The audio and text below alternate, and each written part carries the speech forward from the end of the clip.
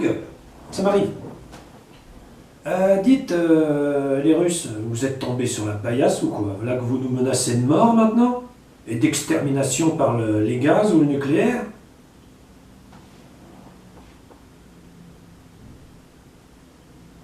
Allez vous faire foutre. Déclenchez-la votre guerre, on y est prêt.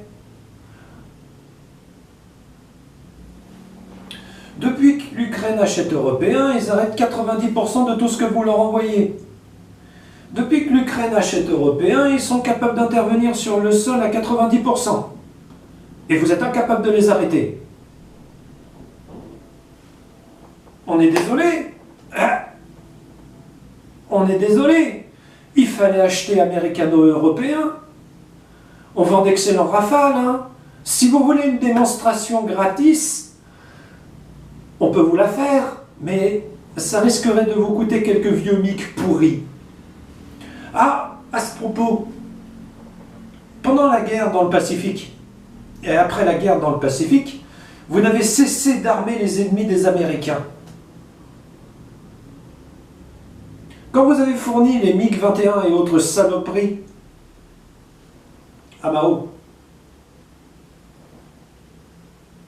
vous avez fait quoi? Parce que vous voulez être traité comme on traite l'ex-URSS. Bien, ben vous êtes traité en conséquence. Et maintenant vous faites quoi? Parce que vous n'êtes plus l'ennemi mortel et terrible d'antan. Hein, vous êtes une sangsue, une vipère, un serpent, si vous voulez, mais en aucun cas un lion. Donc, je pense que vous pourriez faire péter préventivement une bombe nucléaire au large du Pacifique. On s'en foutrait complètement. Ça nous donnerait un alibi de vous attaquer. On en est là. Donc, quand tu viens me menacer de mort en disant nous allons faire ci, nous allons faire ça, n'hésite pas, fais-le.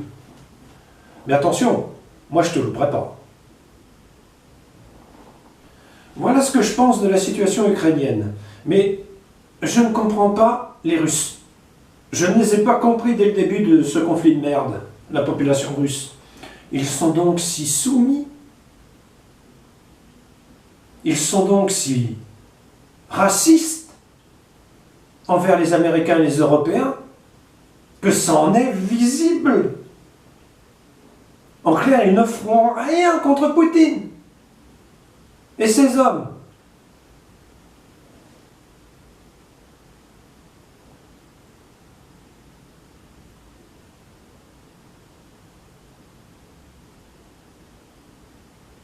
J'attends.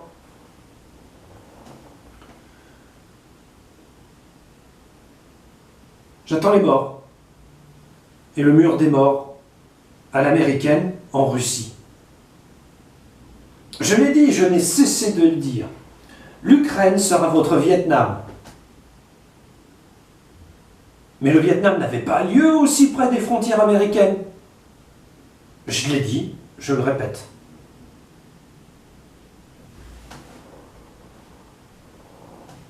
Nous défendrons au mieux les intérêts américano-européens et un peu les intérêts russes. Défaites-vous de votre dictature et nous vous soutiendrons. Ne vous défaites pas de votre dictature et nous ne vous soutiendrons pas. On en est là. Par contre, s'il vous plaît, messieurs, dames, les émissaires russes, cessez de nous menacer, parce qu'on risque de vous prendre au mot.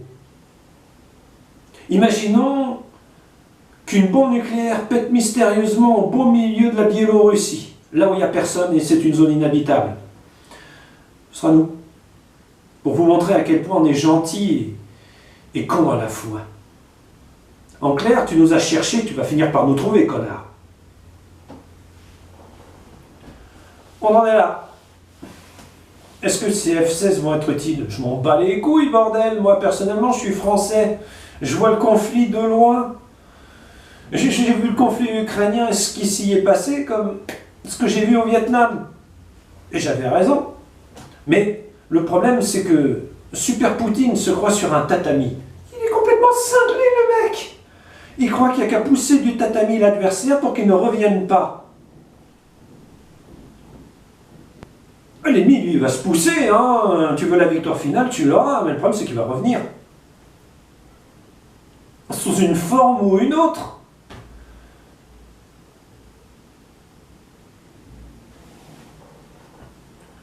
Quand les premières bombes péteront en Russie, quand les premiers drones atteindront le Kremlin, ne venez pas vous plaindre.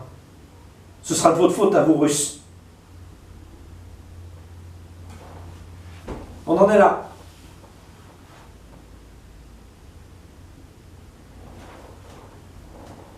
Quant à Super Poutine, il est dément. Sa place est où en psychiatrie? Ou devant un juge international pour rendre des comptes.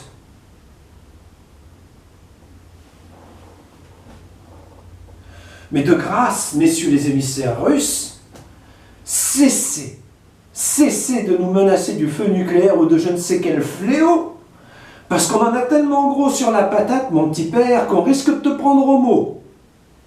Et nous, comme on a peur de vous, nous vous écraserons. C'est pas une menace, c'est un avertissement. C'est tout ce que j'avais à dire sur les réseaux sociaux.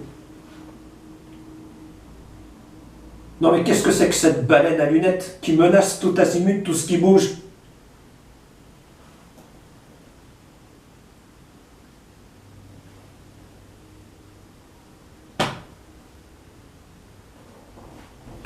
Donc voilà, on en est là. Pas glorieux mais encore présent sur le pont.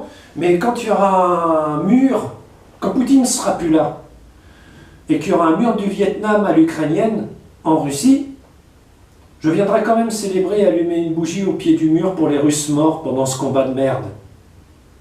Tout comme mon grand-père l'a fait en Amérique au sujet du mur du Vietnam. Parce que ce qui s'y est passé, c'est dégueulasse. Et la volonté d'un homme, ou de plusieurs. J'ai jamais vraiment su. Que les Américains ne m'en veuillent pas de ce que je vais dire maintenant, mais nous avions perdu le Vietnam. Il fallait négocier avec les Nord-Vietnamiens pour un départ honorable. En aucun cas leur faire la guerre, ce que vous avez fait.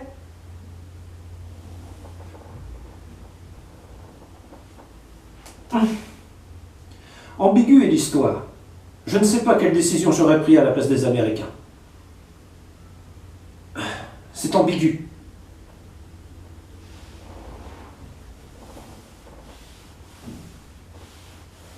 C'est tout ce que j'avais à dire sur les réseaux sociaux. Enfin si, de grâce, ne nous menacez plus jamais. Vous êtes des frères russes, dans la mesure où vous ne nous menacez pas. Qu'est-ce que c'est que ce pays de con, bordel?